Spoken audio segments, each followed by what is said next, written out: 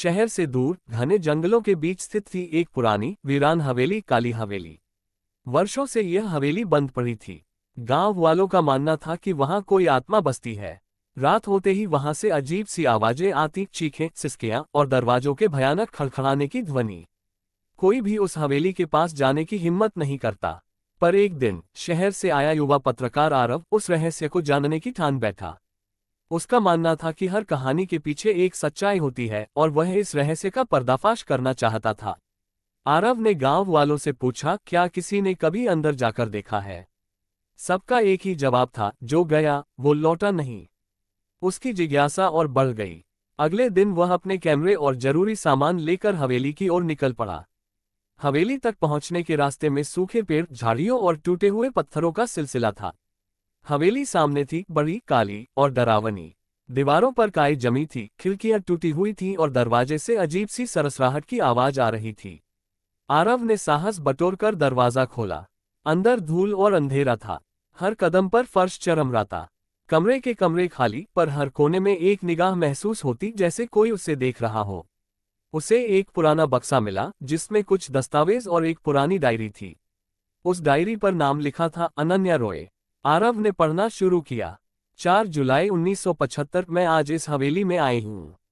पिताजी कहते हैं ये हमारी पुश्तैनी हवेली है, पर यहाँ आते ही अजीब सी घबराहट महसूस हो रही है। रात को कोई मेरे कमरे के बाहर चलता है, पर जब बाहर निकलती हूँ कोई नहीं होता। डायरी के पन्ने डर और रहस्य से भरे हुए थे। एक पन्ने पर लिखा था, 11 अगस्त 1975 मैंने आज एक दरवाजा देखा जो आमतौर पर बंद रहता है। अंदर से रोशनी आ रही थी, पर जब खोला तो सब अंधेरा।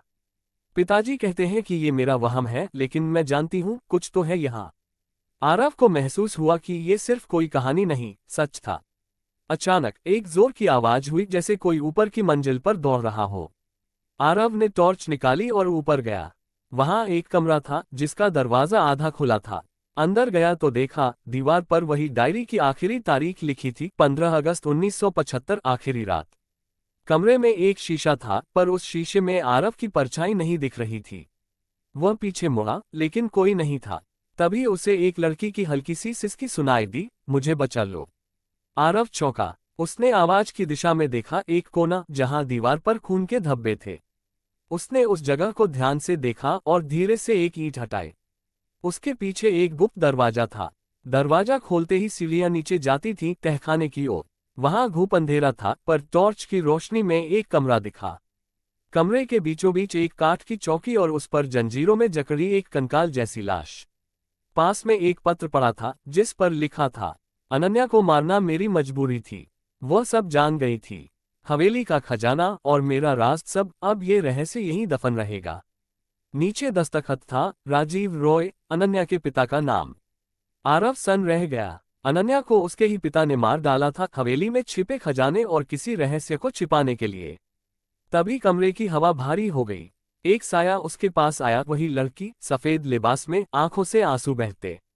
वह बोली, अब सच सबको बताओ, मुझे मुक्ति चाहिए। आरव ने वादा किया, वह इस रहस्य को दुनिया के सामने लाएगा।